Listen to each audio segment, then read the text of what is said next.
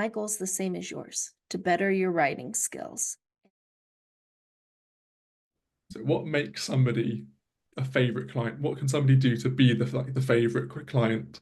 And what can they do to give you the easiest time to give them the best feedback? How can the clients get the most out from your writing services? Well, I like all my clients.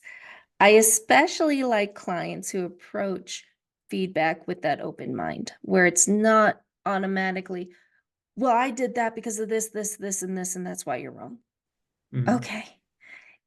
Approach feedback from knowing that my goal is the same as yours, to better your writing skills, and that I'm not here to hurt you. I'm not here to critique you, make you feel bad about yourself, judge you. That's not it.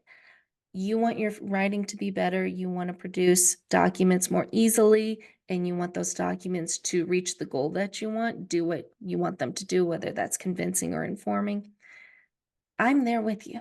I'm your teammate. I'm your buddy, not your enemy. And when clients first start with that, instead of having to have me convince them of that, then I like them a little more.